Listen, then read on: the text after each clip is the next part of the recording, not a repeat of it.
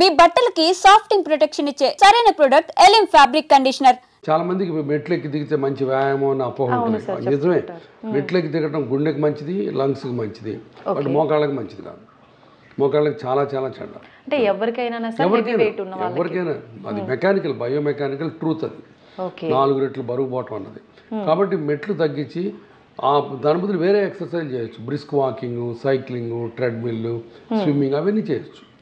మెట్లు మట్టుకు మోకాళ్ళకి డెఫినెట్గా బ్యాడ్. ఎస్పెషల్లీ పటల్లో ఫెమరల్ జాయింట్ అంటాం, అంటే మోకాలు చెప్ప వెనకాల ఉన్న జాయింట్ ఉంటుంది, దానికి ఫీమర్ బోన్కి మధ్యలో ప్రెషర్స్ ట్రమెండస్గా పెరుగుతాయి. కాబట్టి అది అవాయిడ్ చేయడం మంచిది.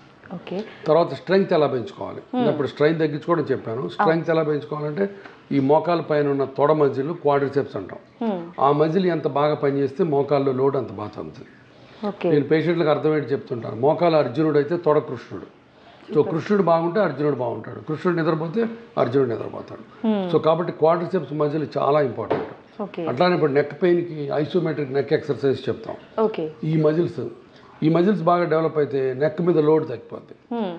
జాయింట్ చుట్టుపక్కల ఉన్న మజిల్స్ బాగా పనిచేస్తే జాయింట్ మీద ఉన్న లోడ్ సగం తగ్గిస్తాయి.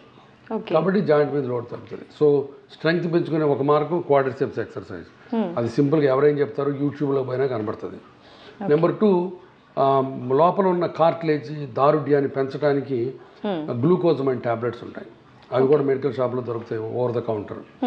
ఆ ట్యాబ్లెట్స్ వేసుకోవాలి. అట్లానే బోన్స్కి కాల్షియం కావాలి. ఇవి 3 ముఖ్యమైన విషయాలు స్ట్రెంగ్త్ పెంచుకోవడానికి. అది అంతేగాని పనికిరాని ఇంజక్షన్లు, ఇప్పుడు చాలామంది ఇంజక్షన్లు చేసి మిమ్మల్ని నడిపిస్తాము, పిఆర్పీలు, ప్లాస్మా థెరపీలు అని ఇట్లా రోజు దొంగ డాక్టర్లు ఎక్కువైపోయారు. ఒక్క రూట్ కూడా పనిచేయదు. ఎస్పెషల్లీ కొంతమంది ఉన్నారు డాక్టర్లు. ఈ సందర్భంగా మీతో పంచుకోవాలనుంది నాకు. ఒక డాక్టర్ ఉన్నాడు, చెక్ పోస్ట్ దగ్గర ఉంటాడు, పేరు చెప్పను, బట్ అందరికీ తెలుసు. ఆయన బౌన్సర్లు పెట్టుకొని ఉంటాడు. బౌన్సర్లు ఎందుకమ్మా నీకు భయం? ఎందుకంటే జనం వచ్చి కొడతారని. ఎందుకంటే అది చేసే పని ఇదే. 4th స్టేజ్ అంటే మోకాళ్ళు అరిగిపోయి అసలు మంచాన పడిపోయే పేషెంట్లకు కూడా ఇంజక్షన్లు చేస్తామని చెప్పి 2 లక్షల రూపాయల పైన తీసుకుంటాడు. ఇలాంటివి దోపిడీ. ఈ దోపిడీని అరికట్టాల్సిన బాధ్యత మీకుంది, నాకుంది, ప్రజలకు ఉంది. అది సంగతి. చాలా చాలా తప్పు, వెరీ అనెథికల్. ఎర్లీ స్టేజెస్లో స్టెమ్ సెల్స్, పిఆర్పీలు పనిచేస్తే నాకు తెలీదు, బట్ ప్రయత్నం చేస్తున్నారు కొంతమంది. బట్ 4th, 3rd స్టేజ్లో బోను రాసుకుంటున్నప్పుడు అసలు ఆ పేషెంట్ వస్తే, ఇప్పుడు ఆపరేషన్ భయపడి చాలామంది వెళ్తారు అక్కడికి. పేషెంట్లకు ఉన్న భయాన్ని నువ్వు ఎక్స్ప్లాయిట్ చేసుకొని పనికిమాలిన ఇంజక్షన్ చేయడం అనేది చాలా అనెథికల్. పేషెంట్ భయపడి వచ్చినా, అమ్మ నువ్వు చాలా అడ్వాన్స్ స్టేజ్లో ఉన్నావు, నీకు ఇంజక్షన్లు పనికిరావు, నువ్వు ఆపరేషన్ చేయించుకో, లేకపోతే ఇంటికి వెళ్ళి రెస్ట్ తీసుకొని చెప్పాలి. వాళ్ళకి కూడా మాయ చేసి నువ్వు 2 లక్షల రూపాయలు కొట్టేస్తున్నావు అంటే వాళ్ళు అప్పులు చేసి తీసుకొచ్చి మరీ పెడుతున్నారు. ఇది చాలా దారుణం, భయంకరమైన ప్రాక్టీసు.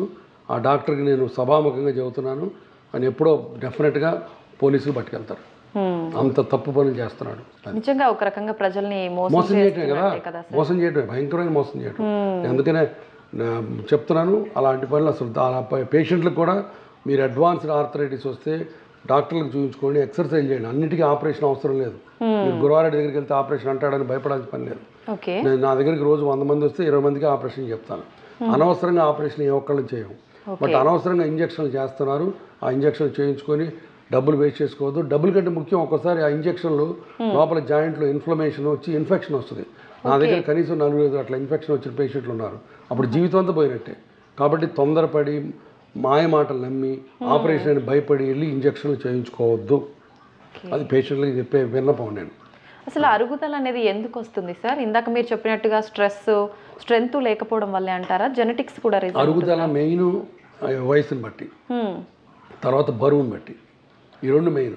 3వది యాక్సిడెంట్. ఒక్కోసారి మోకాలు యాక్సిడెంట్ అయ్యి లోపల ఎముకలు ఇరుగుతాయి, అప్పుడు కార్టిలేజ్ కూడా దెబ్బతిని దానివల్ల వస్తుంది. దాన్ని పోస్ట్ ట్రామాటిక్ ఆర్థరైటిస్ అంటారు. బట్ మేజర్ కారణం వచ్చి వయసు, ఆ 2వ కారణం వచ్చి లావు. వయసును మనం ఆపలేము, బట్ లావుని మనం నియంత్రించవచ్చు. సో ఈ 2 ముఖ్యమైన విషయాలు. అడల్ట్స్లో ఎక్కువగా మనకు ఆర్థోపెటిక్ సమస్యలు అంటే మనకు మోకాలు నొప్పులు ఎక్కువగా వస్తుంటాయన్నారు కదా సార్, మనకు ముందుగానే సిమ్టమ్స్ ఏమైనా తెలుస్తాయా సార్? మోకాళ్ళ నొప్పులు మొదటి నుంచి ఎట్లా అంటే బాగా స్టిఫ్ అయిపోతాయి. మార్నింగ్ స్టిఫ్నెస్ అంటారు దాన్ని. పొద్దున్న లేవగానే మోకాలంతా బండలాగా కాసేపు అట్లు ఇట్లా అనుకుంటే తప్ప పట్టేసినట్టు ఉంటాయి. అది మార్నింగ్ స్టిఫ్నెస్. తర్వాత మెల్లగా చప్పుళ్ళు మొదలవుతాయి, తర్వాత వాపులు వస్తాయి, తర్వాత మెట్లెక్కి దిగుతున్నప్పుడు క్రీక్ క్రీక్ అని మన అరిగిపోయిన చెక్క ముక్కలు అన్నట్టు వస్తుంది. సో ఇవన్నీ దాన్ని క్రిప్టెస్ అంటారు. సో మెయిన్ మొదట్లో నొప్పి, డిస్కంఫర్ట్, కొంత స్వెల్లింగ్, మార్నింగ్ స్టిఫ్నెస్ మొదటి స్టేజ్లో. ఇక రాను రాను బాగా ఎక్కువ అవుతుంటే మోకాళ్ళు వంగిపోతాయి, దొడ్డికాళ్ళు అంటే అట్లా వంగిపోతాయి. తర్వాత కుంటు మొదలవుతుంది. ఒక దొడ్డికాలు వచ్చి కుంటు వచ్చిందంటే దాని అర్థం లాస్ట్ స్టేజ్లోకి వెళ్ళిపోయినట్టు. ఇంకా అప్పుడు అంటే ట్రీట్మెంట్ ఆపరేషన్ తప్ప మార్గం లేదు. ఓకే, ఆపరేషన్ అంటే ఏంటి సార్? మనం అంటే రీప్లేస్మెంట్ ఉంటుందా, ఎలా? ఆపరేషన్ అంటే నీ రీప్లేస్మెంట్ అంటే నేను చూపిస్తాను ఒకసారి మోడల్ తెప్పించి. మోకాళ్ళు అరగడం అంటే ఇప్పుడు బేసికల్గా మామూలుగా మోకాళ్ళు బోన్కి మధ్య కార్ట్లేజ్ ఇలా ఉంటుంది చూసారు కదా, మెత్తగా నున్నగా పచ్చి కొబ్బరి ముక్కలా ఉంటుంది. అది వయసు వస్తున్న కొద్దీ ఎండిపోయి ఈ రకంగా తయారవుతుంది, ఊడిపోతూ ఉంటుంది. ఇది ఎండిపోయి ఎండు కొబ్బరి ముక్కలా తయారై తర్వాత ఊడిపోతుంది కొబ్బరి. సో అప్పుడు మొత్తం ఆర్థరైటిస్ వచ్చినట్టు. లాస్ట్ స్టేజ్ 4 స్టేజ్లు ఉంటాయి. 4th స్టేజ్కి వచ్చినప్పుడు ఇక కంప్లీట్గా ఎముక రాసుకొని మధ్యలో గుజ్జంతా పోద్ది. అప్పుడు ఈ ఆపరేషన్ పడుతుంది. దీన్ని నీ రీప్లేస్మెంట్ అంటారు. ఇప్పుడు ఇలా చెక్కేసి ఇది చూసారా, ఇటుపక్క స్టీల్ ఇటుపక్క ప్లాస్టిక్ వేస్తాం, దాన్ని నీ రీప్లేస్మెంట్ అంటారు. అదొక్కటే ఆపరేషన్. ఇంకా అరిగిన తర్వాత. ఓకే సార్, అయితే ఈ ఆపరేషన్ నీ రీప్లేస్మెంట్ అయిన తర్వాత నార్మల్గా మనం బిఫోర్ ఇది ప్రాబ్లం రాకముందు ఎలా ఉన్నామో అలానే ఉండొచ్చు. ఆపరేషన్ ఇప్పుడు ఎంతో సక్సెస్ఫుల్ ఆపరేషన్ ఇది. 100 మందికి చేస్తే 99 మందికి సక్సెస్ ఆపరేషన్ ఇది ప్రాపర్ హాస్పిటల్ సెటప్లో. ఆ కొత్త మోకాలు మళ్ళీ 20 నుంచి 25 ఏళ్ళు ఉంటుంది. సో మళ్ళీ అన్ని పనులు చేసుకోవచ్చు, ఒక ఇండియన్ టాయిలెట్లో కూర్చోవడం తప్ప. ఓకే, ఫ్లోర్ పైన మరి బెండ్ అయి కూర్చునేటట్టుగా కాకుండా నార్మల్గా అన్ని చేసుకోవచ్చు. అయితే ఈ ఎముకలకి సంబంధించిన ఈ ప్రాబ్లమ్స్ రావడానికి ఫుడ్ హ్యాబిట్స్ కూడా కారణం అంటారా సార్? ఫుడ్కి డైరెక్ట్గా రిలేషన్ లేదు. కొంతమంది వంకాయ తింటే మోకాళ్ళు నొప్పులు వస్తాయంటారు, అది కరెక్ట్ కాదు. భోజనం తీసి లావు ఎక్కితే లావు వల్ల నొప్పులు వస్తాయి, అంతే తప్ప డైరెక్ట్ రిలేషన్ లేదు. ఓకే, మనకు రీప్లేస్మెంట్ అయిన తర్వాత ఫుడ్ రెస్ట్రిక్షన్స్ కానీ ఏమైనా కండిషన్స్? రీప్లేస్మెంట్ మీరు ఏదైనా తినచ్చు. ఇప్పుడు ఆబ్వియస్గా లావు ఎక్కడం మంచిది కాదు, మీరు ఏదైనా తినచ్చు. డైరెక్ట్గా ఫుడ్కి మోకాళ్ళకి సంబంధమే లేదు. ఓకే, ఆర్థరైటిస్ లో కూడా మనకు టైప్స్ ఉన్నాయా సార్? టైప్స్ 2 రకాలు. Main osteo arthritis, rheumatoid arthritis. Osteo arthritis అంటే ఇందాక మనం అనుకున్నట్టు వయసుతో పాటు కీళ్ళు అరిగిపోయి వస్తే దాన్ని ఆస్టియో ఆర్థరైటిస్ అంటారు. రుమటాయిడ్ ఆర్థరైటిస్ అంటే బాడీలోనే చేంజెస్ వచ్చి, రక్తంలో చేంజెస్ వచ్చి ఆటో ఇమ్యూన్ ప్రాబ్లం అంటారు. అంటే నీ జాయింట్లో ఉన్న కార్టిలేజ్ని నీ బాడీలో ఉన్న రక్త కణాలు శత్రువు కింద పరిగణిస్తాయి, వెళ్ళి వాటితో యుద్ధం చేసి వాటిని డ్యామేజ్ చేస్తాయి. సో నీ బాడీలో సెల్సే నీ కార్టిలేజ్ని విరగొడతాయి. That's called auto immune problem. అది రుమటాయిడ్ ఆర్థరైటిస్ అంటారు. రుమటాయిడ్ ఆర్థరైటిస్ చిన్న వయసులో వస్తుంది, 16 ఏళ్ళ నుంచి వస్తుంది. తర్వాత మల్టిపుల్ జాయింట్స్, వేళ్ళు, మోకాళ్ళు, హిప్ జాయింట్స్ అన్నీ ఎఫెక్ట్ అవుతాయి. ట్రీట్మెంట్ వచ్చి చివరికి అడ్వాన్స్డ్ ఆర్థరైటిస్, రుమటాయిడ్ కానీ ఆస్టియో ఆర్థరైటిస్ కానీ మోకాళ్ళ operation, hip joint operation, so surgery. But మొదట్లో మెడికల్ ట్రీట్మెంట్ డిఫరెంట్ ఉంటుంది. రుమటాయిడ్ ఆర్థరైటిస్కి డిసీజ్ మాడిఫైయింగ్ డ్రగ్స్ అని ఉంటాయి, డిఎంఆర్టీస్ అంటారు. ఆస్టియో ఆర్థరైటిస్కి వేరే రంగులు ఉంటాయి, అది ఎంటైర్లీ డిఫరెంట్.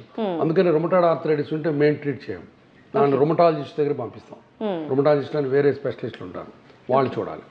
ఆ మోకాళ్ళు బాగా పాడైపోయి ఆపరేషన్కి వచ్చినప్పుడు మేము చూస్తాం. అయితే మనకు ఆపరేషన్ స్టేజ్కి రాకముందు బిఫోర్ స్టేజెస్లో ట్రీట్మెంట్ ద్వారా మనం రీప్లేస్మెంట్ వరకు వెళ్ళే ఛాన్స్ లేకుండా చేయొచ్చా సార్? ఆపలేము. మోకాళ్ళు అరగడం అనేది వయసు లాంటిది, వయసును ఆపలేం కదా, అట్లానే మోకాళ్ళు అరగడం ఆపలేము. కాకపోతే మనం జాగ్రత్తలు తీసుకొని ఎక్సర్సైజ్ చేసి మంచి పనులు చేస్తే స్లోగా వెళ్తుంది అది ప్రోగ్రెస్, లేకపోతే తొందరగా అయిపోద్ది. అంతేగాని ఇప్పుడు ఫర్ ఎగ్జాంపుల్ 4 స్టేజ్లు ఉన్నాయి, 2వ స్టేజ్ నుంచి ట్రీట్మెంట్ స్టార్ట్ చేస్తే మీ మోకాలు 2వ స్టేజ్లో ఆగదు, 1లోకి వెళ్ళదు, 3లోకి వెళ్తుంది, 3 నుంచి 4కి వెళ్తుంది. అది ఆటోమేటిక్ అని ఏజ్ లాగా. కాకపోతే మనం చేసే ఎక్సర్సైజ్లు మనం చేసే దీన్ని బట్టి స్లోగా వెళ్తుంది. లావు ఉన్నారనుకోండి తొందరగా వెళ్తుంది. సో అవి సంగతి. ఓకే, అయితే సార్ ప్రస్తుత కాలంలో చూసుకుంటే యూత్ అంతా హై హీల్స్ చెప్పులు వేసుకోవడం బాగా అలవాటు అయిపోయింది, ప్యాషన్ అయిపోయింది కదా సార్. అది కూడా మనకు మోకాళ్ళ నొప్పులు రావడం. మంచి క్వశ్చన్ అడిగారు. ఆడపిల్లలు హై హీల్స్ వేసుకుంటే heel pain, ankle pain, knee pain, hip pain, back pain, 5 పెయిన్లు ఒకేసారి వస్తాయి. కాబట్టి 5 పార్ట్స్ ఆఫ్ ద బాడీని ఒకే దెబ్బతో మీరు ఇబ్బంది పెట్టాలంటే హై హీల్స్ వేసుకోవాలి. బట్ కాకపోతే హై హీల్స్ ఫ్యాషనబుల్ అండ్ తప్పదు, part of the game. But too much height stilettos అంటారు కదా, అవి పెన్సిల్ షూస్ ఇట్లాంటివి చాలా డేంజరస్. యాంకిల్ మీద లోడ్ పడుతుంది, బ్యాక్ మీద లోడ్ పడుతుంది.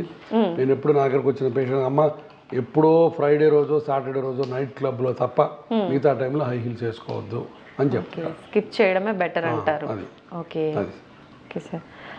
ఇప్పుడు టీనేజ్ పిల్లల్లో కూడా ఆర్థోపెటిక్ సమస్యలు వస్తున్నాయి కదా సార్, వాళ్ళు ముందుగానే రాకుండా ఉండాలంటే ఎటువంటి? టీనేజ్లో రావడానికి అవకాశాలు తక్కువ, బట్ వాళ్ళు సరైన ఎక్సర్సైజ్ చేయకపోవటం, జంక్ ఫుడ్ దీన్ని లావెక్కడం. నా దగ్గర ఒక్కొక్కసారి 15-14 ఏళ్ళ పిల్లలు వస్తారు, 80-90 కేజీలు ఉంటారు. దానివల్ల ఆబ్వియస్గా జాయింట్స్ మీద లోడ్ పడుతుంది, బ్యాక్ మీద లోడ్ పడుతుంది. తర్వాత రెండోది వాళ్ళు బాగా హెవీ పుస్తకాల సంచులు వేసుకోవటం, అది ఒకటి తప్పు. పుస్తకాల సంచి వేసుకోవడానికి కూడా ఒక పద్ధతి ఉంది. మామూలు షోల్డర్ స్ట్రాప్ బ్యాగ్ లాగా వెనకాలకి వేసుకోవాలి, లేదంటే ఇట్లా వేసుకోవాలి. ఆడపిల్లలు ఉన్నారు, ఆడపిల్లలు కూడా ఇప్పుడు ఇదే వేసుకుంటున్నారు. ఒకవేళ ఇది వేసుకోవాలంటే ఇట్లా వేసుకోవాలి, ఇటు పక్క వేసుకోకూడదు. ఇట్లా అక్రాస్ చెస్ట్ వేసుకుంటే అప్పుడు లోడ్ బాగా ఈవెన్గా అవుతుంది. తర్వాత అగైన్ వాళ్ళు వర్క్ చేసేది ఎప్పుడు వంగి టెక్స్ట్లు చేయటం, వంగి ఐప్యాడ్లు ఆడుకోవటం, అది కూడా డేంజర్. ఒక మీరు ఫోన్ని మాట్లాడాలంటే, ఫోన్ టెస్ట్ చేయాలి, ఏదైనా వీడియో చూడాలంటే ఇట్లా దిండేసుకొని స్ట్రైట్గా కూర్చొని ఇట్లా చూడాలి, ఇట్లా చూడకూడదు. అట్లా చూస్తే నెక్ పెయిన్, బ్యాక్ పెయిన్ రెండు వస్తాయి. సో సిట్టింగ్ పోస్చర్ చాలా ఇంపార్టెంట్. అన్ఫార్చునేట్గా మన టీనేజ్ పిల్లలు అది చేయట్లేదు. అవును సార్, అది సంగతి. చిన్న పిల్లల నుంచి ప్రతి ఒక్కరు కూడా ప్రస్తుతం చూసుకుంటే మొబైల్స్కి అడిక్ట్ అయిపోయి మొత్తం అందులోనే మీరు చెప్పినట్టుగా పొజిషన్ చూసుకోకుండా చూడటం వల్లే అంటారా సార్? మొబైల్ డెఫినెట్గా ఇట్లా చూడకూడదు, మొబైల్ చేస్తే ఇట్లా చూడాలి స్ట్రైట్గా. ఓకే. డయాబెటిక్ పేషెంట్లకు కూడా ఆర్థోపెటిక్ ప్రాబ్లమ్స్ ఎక్కువగా వచ్చే అవకాశం ఉంటుంది. డయాబెటిక్లో జాయింట్ ప్రాబ్లమ్స్ కంటే మజిల్స్ వేస్ట్ అవుతాయి. ఇప్పుడు మజిల్ ఉంది కదా, డయాబెటిక్ మయోపతి అని ఉంటుంది. అంటే డయాబెటీస్లో మజిల్స్కి ఉండాల్సిన దారుఢ్యం తగ్గిపోతుంది.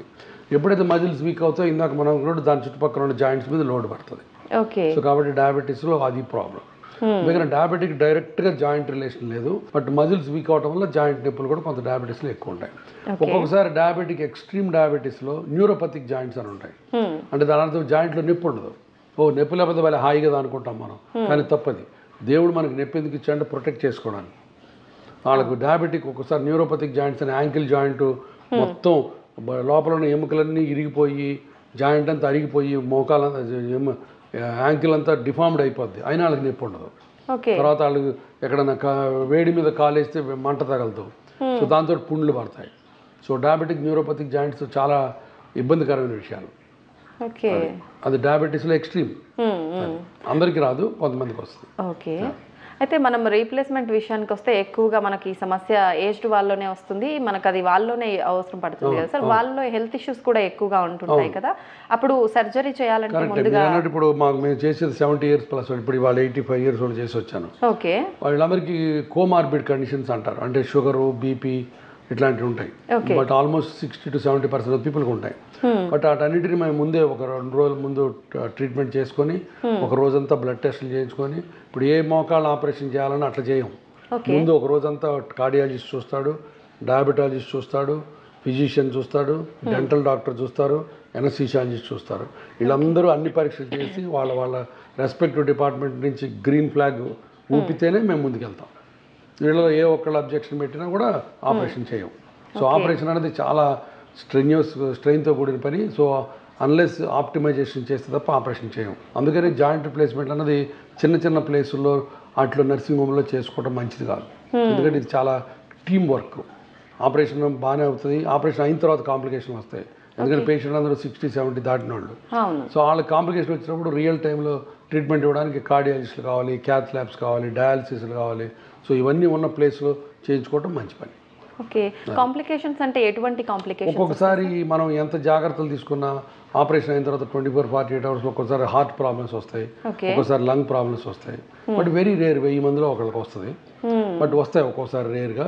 అందుకని పెద్ద సెటప్ ఉండి మంచి హాస్పిటల్ బ్యాకప్ ఉంటే ఇమీడియట్గా ట్రీట్ చేసుకోవచ్చు వాటిని కూడా. లేకపోతే ఒక్కోసారి ప్రాణ ప్రమాదం అవుతుంది. ఓకే.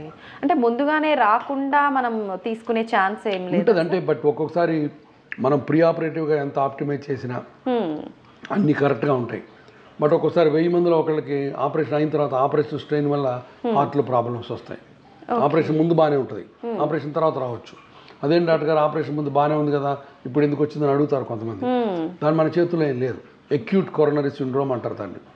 అంటే అది ఆపరేషన్ స్ట్రెస్ వల్ల, ఆపరేషన్ అయిన తర్వాత రికవరీ స్ట్రెస్ వల్ల కొంతమంది హార్ట్ డిఫరెంట్గా రియాక్ట్ అవుతుంది. బట్ వెరీ రేర్, బట్ ఒక్కోసారి రావచ్చు. ఓకే. అయితే జనరల్గా మనకు జాయింట్ రీప్లేస్మెంట్ అనగానే చాలా మందిలో అమ్మో సర్జరీనా, ఎంత టైం పడుతుందో ఏంటో, ఎలాంటి కాంప్లికేషన్స్ ఉంటాయో, అసలు చేయించొద్దా వద్దా, దానికన్నా చేయించకపోవడమే బెటర్, ఇలా చాలా మంది అపోహలు చాలా ఉంటాయి. ఇందాక మనం అన్నట్టు ఈ అపోహల్ని క్యాష్ చేసుకోవడానికి ఇంజక్షన్లు అంటారు. అవును అవును. బట్ అనవసరమైన ఆపరేషన్ ఎవరు చేయవు, నెంబర్ 1. నెంబర్ 2, నీ రీప్లేస్మెంట్ అనేది ఇప్పుడు 99% సక్సెస్ఫుల్ ఆపరేషన్. చేయాల్సిన చోట ఎక్స్పర్టీస్ ఉన్న డాక్టర్ దగ్గర మంచి సెటప్లో చేసుకుంటే. నెంబర్ 3, ఆపరేషన్ అయిన తర్వాత 3 నెలలు పడుకోవాలన్నది చాలా తప్పు. ఆపరేషన్ అయిన 2వ రోజు నడిపిస్తాం. ఎవరన్నా ఆపరేషన్ అయిన తర్వాత 3 నెలలు పడుకోమంటే దాని అర్థం వాడు ఆపరేషన్లో ఏదో గందరగోళం చేసినట్లు లెక్క. ఆ డాక్టర్ అసలు ఎవరు పడుకోవాల్సిన పని, మేము ఇవాళ ఆపరేట్ చేస్తే రేపు పొద్దున్న నడిపిస్తాం. ఇప్పుడు లేటెస్ట్ రోబోటిక్ టెక్నాలజీ వచ్చింది, దాంతో చేస్తే ఇంకా రికవరీ ఫాస్ట్గా ఉంటుంది. ఎందుకంటే కటింగ్ తక్కువ ఉంటుంది రోబోట్స్లో, ప్రెసిషన్ ఎక్కువ ఉంటుంది. సో రోబోట్ ఇవాళ మార్నింగ్ ఆపరేట్ చేస్తే రేపు పొద్దున్న నడవచ్చు. సో రికవరీ అంత బాగుంటుంది. సో కాబట్టి మన ప్రజలు అసలు అపోహలు పెట్టుకోవాల్సిన పని లేదు. నొప్పి ఉంటుంది కొంత, అసలు నొప్పి లేదని చెప్పట్లేదు. బట్ నొప్పి తగ్గించే పద్ధతులు కూడా ఇప్పుడు చాలా అడ్వాన్స్డ్ టెక్నిక్స్ వచ్చినాయి. ఎన్హాన్స్డ్ రికవరీ ప్రోటోకాల్ అని, మల్టీ మోడల్ డ్రగ్ ఎనర్జీసీ అని రకరకాల ప్రోటోకాల్స్ ఉన్నాయి. సో దాంతో ఆపరేషన్ ముందు నుంచి నొప్పి తగ్గించే పద్ధతులు మేము అవలంబిస్తాం. దానివల్ల నొప్పులు అంత ముందులా కాకుండా ఇప్పుడు తగ్గుతాయి. అసలు నొప్పి లేకుండా ఏది ఆపరేషన్ ఉండదు. సో అది సంగతి. సో పేషెంట్లు అర్థం చేసుకోవాల్సింది, ఒక 10 రోజులు నొప్పికి ఇబ్బంది పడ్డ జీవితాంతం హ్యాపీగా ఉంటారు. నా దగ్గరికి చాలా మంది లేడీస్ వచ్చి నొప్పి ఉంటుందంట కదా అని అడుగుతున్నప్పుడు నేను వాళ్ళకి ఒకటే సమాధానం చెప్తా. అమ్మ నువ్వు ఎంతమంది పిల్లల్ని అడుగుతా, 3 4 అంటారు. మరి 3 4 పురిటి నొప్పులు పడ్డావు కదా, పురిటి నొప్పులు భరించలేని నొప్పులు. మరి ఫస్ట్ పురిటి నొప్పులు అవగానే సెకండ్ బిడ్డని మానేయలేదు కదా నువ్వు, కన్నావు. ఎందుకు కన్నావు? ఆనందం. ఆ పురిటి నొప్పులు ఆ గంట మర్చిపోతే జీవితాంతం పిల్లలు ఇచ్చే ఆనందం వేరు. ఇది కూడా అంతే. ఇది ఆ మోకాళ్ళ నొప్పి పురిటి నొప్పి అనుకుంటే తర్వాత 20 ఏళ్ళు 30 ఏళ్ళు హాయిగా మోకాళ్ళ మీద బతకచ్చు. రెండోది చాయిస్ లేదు. ఇప్పుడు నొప్పిని మీరు భయపడి వెనక్కి వెళ్తే అసలు బాత్రూమ్ కూడా వెళ్ళలేని పరిస్థితి వస్తుంది. నాకు రోజుకు 10 మంది పేషెంట్లు వస్తారు అట్లా వీల్ చైర్లో. లేట్ అయిపోయింది, 70 80 ఇయర్స్ దాటిపోయి, వాళ్ళు ఎప్పుడో చేయించుకోవాల్సింది. కాబట్టి ఆ నొప్పి కానీ భయపడి వెనక్కి వెళ్తే ఇంకేముంది నీకు దగ్గర చాయిస్? నువ్వు బాత్రూమ్ వెళ్ళడానికి కూడా మళ్ళీ పిల్లలు ఎవరో ఒకళ్ళు ఎత్తుకోవాలి ఎవ్రీ సెకండ్. అంతకంటే భయంకరమైన పరిస్థితి ఇంకెవరికి అవ్వద్దు. అంతే కదా. మనం ఉన్ననాళ్ళు మన కాలకృత్యాలు మనం తీర్చుకోవాలి మినిమం. అంతేగాని మనం యూరిన్ పోవాలన్నా మోషన్ పోవాలన్నా వేరే వాళ్ళ మీద ఆధారపడితే ఎవరు చేయగలుగుతారు? సో అది ఎవరికి వద్దు. కాబట్టి మీ కాళ్ళ మీద మీరు నిలబడాలంటే ఆపరేషన్ అని ఈ రకంగా చెప్తాను నేను పేషెంట్లకి. చాలామంది కన్విన్స్ అవుతారు, బట్ స్టిల్ కొంతమంది భయపడతారు. వాళ్ళందరూ అసలు భయపడాల్సిన పనే లేదు. ఆపరేషన్ చేయించుకొని టేబుల్ మీద చనిపోవడం అనేది మోకాళ్ళ ఆపరేషన్లో లేదు. 1,00,000 మందిలో ఒకళ్ళకి వస్తుంది, అంత రేరు. కాబట్టి అసలు దాని గురించి భయపడాల్సిన పని లేదు. అలా భయపడి వద్దు అని వెళ్ళిపోయిన వాళ్ళు ఎవరైనా ఉంటారు, 10 to 20% ఉంటారు, ఈజీగా ఉంటారు. ప్రతి సంవత్సరం వస్తారు, నేను ప్రతి సంవత్సరం వాళ్ళకి క్లాస్ తీస్తా, మళ్ళీ వెళ్ళిపోతారు, మళ్ళీ రారు, అట్లా ఉంటారు.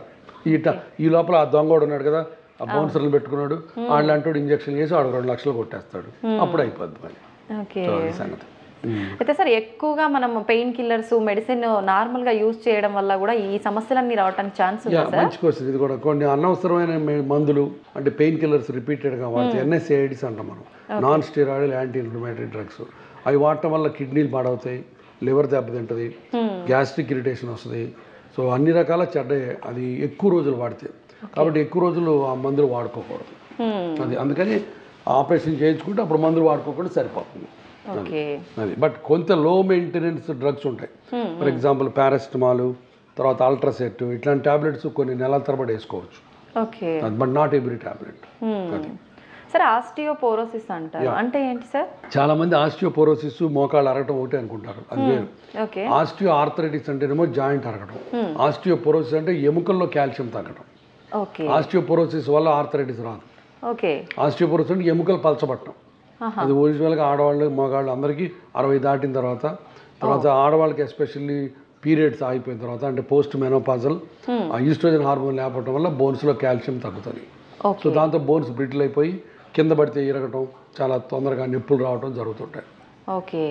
మన ఇండియాలో వెజిటేరియన్ ఆడవాళ్ళకి బాగా common problem osteoporosis.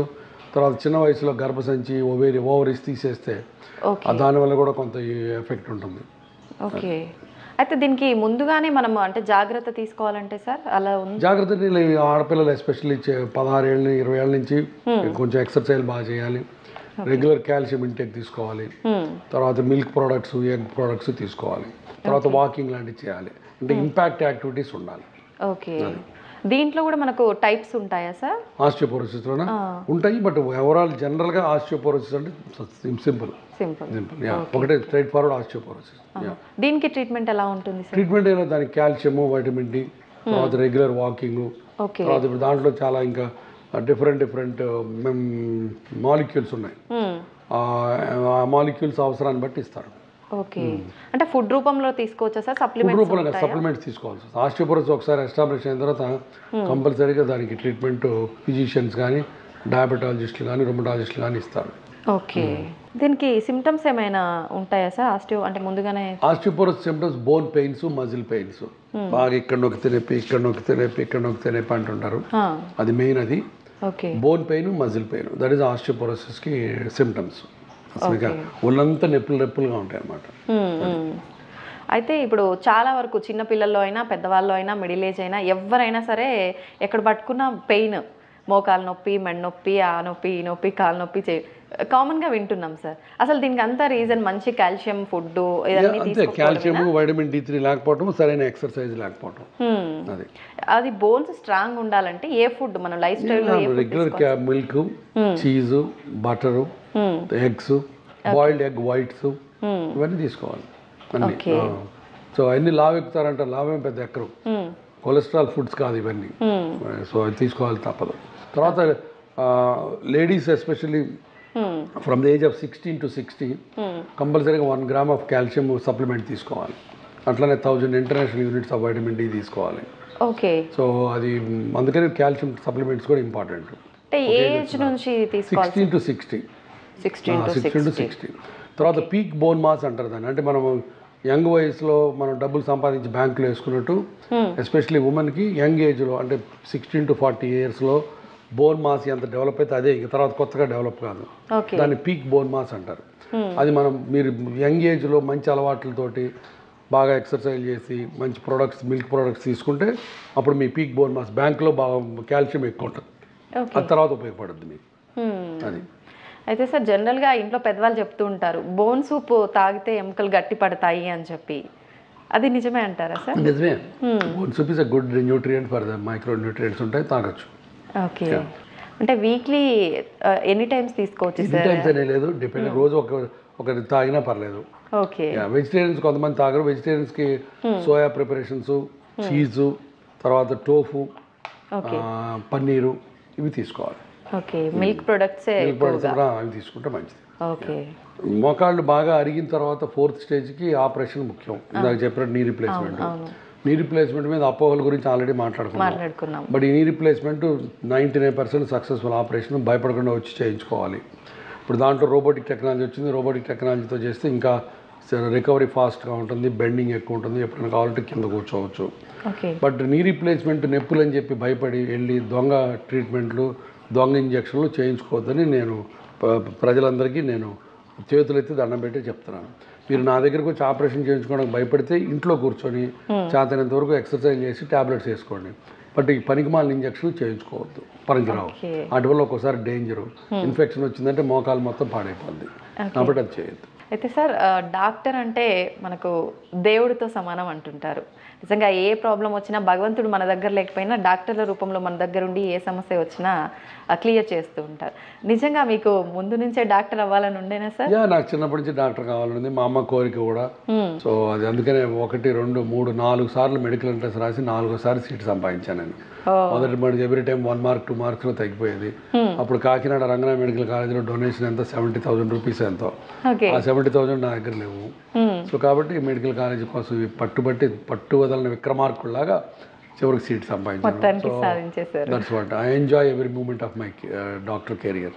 Okay, age నుంచి అనిపించింది సార్ మీకు డాక్టర్ అవ్వాలని? ఆల్మోస్ట్ చిన్నప్పటి నుంచి, 10th క్లాస్ నుంచి. జనరల్ గా సార్ పిల్లలు నేను డాక్టర్ అవుతా, నేను లాయర్ అవుతా అంటుంటారు చిన్నప్పటి నుంచే, కానీ దాన్ని అందరూ ఒక స్టాండ్ తీసుకోరు. ఓకే, అంటే ఎందుకు సార్ మీకు ఎందుకు అనిపించింది డాక్టర్ అవ్వాలని? అది అందరూ అడుగుతుంటారు, నేను చెప్తుంటాను. నాకేమి సినిమాలలాగా క్యాన్సర్ ఉన్న నాన్న, క్షయవ్యాధి ఉన్న అమ్మలేరు. నాకు ట్యూబ్ లైట్లు అంటే తెగ ఇష్టం. చిన్నప్పుడు మా ఇంట్లో చిన్న 40 క్యాండిల్స్ బల్బ్స్ ఉండేవి ఆ రోజుల్లో. అంటే నీకు తెలిసిపోవచ్చు ఇప్పుడు ప్రతి చోట ట్యూబ్ లైట్లు. అప్పుడు మా రోజుల్లో 40 క్యాండిల్స్ బల్బు 60 క్యాండిల్స్ బల్బు ఉంటాయి. అది క్యాండిల్స్ పెరుగుతున్న కొద్దీ బ్రైట్నెస్ పెరుగుద్ది. అది కరెంట్ కన్సంప్షన్ తగ్గించడానికి అంతా middle class lower middle class అంతా 40 క్యాండిల్స్ బల్బ్స్ ఉంటాయి ఇంట్లో. డల్గా ఉంటుంది లైట్ కనపడినట్టు. అదే బయటికి వెళ్ళామనుకో డాక్టర్ క్లినిక్ వెళ్తే ఆయన దగ్గర మా ట్యూబ్ లైట్లు ఉండేవి. క్లినిక్ అంతా వైట్గా బ్యూటిఫుల్గా. బాపట్ల ఆయన డాక్టర్ యార్లగడ్డ కృష్ణమూర్తి గారని ఉండేవాడు. ఆయన దగ్గరికి వెళ్తే ఆయన వైట్ అండ్ వైట్ ఇలా కూర్చునేవాడు. 2 ట్యూబ్ లైట్లు మొత్తం పెయింటింగ్స్. అసలు ఆయన రూమ్ చూస్తే అబ్బా డాక్టర్ అయితే ఇలా ఉండొచ్చు అనమాట, నేను కూడా ట్యూబ్ లైట్లు పెట్టుకోవచ్చు అనమాట అని నా కోరిక. ట్యూబ్ లైట్ల వల్ల డాక్టర్ అయ్యాను నేను. So that's all. Looks very simple and silly, but that is the reason. నాకు ఆ మనసులో అబ్బో నేను డాక్టర్ అయితే ఇంత బ్యూటిఫుల్ రూమ్లో ఇంత ట్యూబ్ లైట్లు ఇంత వెలుతురు. అంటే అప్పుడు ఏంటంటే 40 క్యాండిల్స్ బల్బు పేదరికము, ట్యూబ్ లైట్ ఎఫ్లుయెన్స్ కింద నా మనసులో పడిపోయింది. సో నేను ఇంత మంచి బతకాలంటే డాక్టర్ అవ్వాలి అనుకున్నాను. అది అంతేగాని ఓ ప్రజలను ఉద్ధరించేద్దాం, మా నాన్న క్యాన్సర్ ట్రీట్ చేద్దాం ఇట్లాంటి సినిమా ఇన్స్పిరేషన్ ఏమి లేవు నాకు. ఓకే, సింపుల్ గా ఆ రోజు మీ మైండ్ లో వచ్చిన థాట్ నిజంగా కామెడీగా ఉన్నా సూపర్ సార్. సార్ డాక్టర్ అవ్వాలి అనుకోవడం వరకు ఓకే, ఆర్థోపెటిక్ సర్జన్ ఎందుకు అవ్వాలనుకున్నారు? Yeah that's a good point. Again orthopaedic surgeon ఎందుకు అనుకున్నానంటే ఆర్థోపెడిక్ సర్జన్ అవ్వాలంటే బుర్ర అక్కర్లేదు, సరదాగా అంటున్నారు. అంటే సింపుల్ బ్రాంచి. తర్వాత ఎక్స్రేలు ఎంఆర్ స్కాన్లు ఉంటే మనం బుర్ర పగలు కొట్టుకుని ఏముందా వీడికి రోగం అని తెలుసుకోకర్లేదు, ఈజీగా తెలిసిపోద్ది. నెంబర్ 2 రోడ్ ట్రాఫిక్ యాక్సిడెంట్లు మోస్ట్గా ఉంటాయి. సో రోడ్డు మీద యాక్సిడెంట్ జరిగిన వాళ్ళు ఎముకలు ఇరిగితే జనరల్గా ఆర్థోపెడిక్ డాక్టర్ తప్ప ఇంకెక్కడికి వెళ్ళరు. కాబట్టి ప్రాక్టీస్ గ్యారంటీ ఉంటుంది అని ఒక ధైర్యంతో ఆర్థోపెడిక్స్ తీసుకున్నా, అంతే. ఇంకేలా ఇంత ఆలోచించారా సార్ మీరు? అప్పుడు జనరల్ గా మనం ఏదైనా కోరిక ఉంది ఇది అవ్వాలనుకుంటున్నాము అంతే, దాని త్రూ వెళ్ళిపోతాం, కానీ మీరు అప్పట్లోనే ఇంత ఆలోచించారు. ఆలోచించావు. సూపర్ సార్ నిజంగా. ఎక్కడ సార్ మీ స్టడీస్ అవన్నీ? మెడికల్ కాలేజ్ ఎంబీబీఎస్ అంతా గుంటూరులో, పోస్ట్ గ్రాడ్యుయేషన్ అంతా పూనాలో, తర్వాత 10 ఏళ్ళు ఇంగ్లాండ్లో FRCS MCH. అది ఇప్పుడు అక్కడి నుంచి వచ్చి కూడా 24 ఏళ్ళు అయిపోయింది. సో ఇండియాలో సెటిల్ అయిపోయాము. అది ఇంగ్లాండ్ లో ప్రాక్టీస్ అయిపోయింది, ఇక్కడ వచ్చేసారు. Okay okay. ఫ్యామిలీ బ్యాక్గ్రౌండ్ ఏంటి సార్? ఫ్యామిలీ బ్యాక్గ్రౌండ్ మా father agriculture college principal, okay. మా మదర్ హౌస్ వైఫ్. ఇద్దరు చనిపోయారు. మదర్ చనిపోయి 7 ఏళ్ళు అయింది, ఫాదర్ మొన్న 2 నెలల కింద చనిపోయారు. ఇద్దరు తమ్ముళ్ళు, నేను పెద్దవాడిని అందరికంటే. పెద్ద తమ్ముడు MBA చేసి బిజినెస్లో ఉన్నాడు.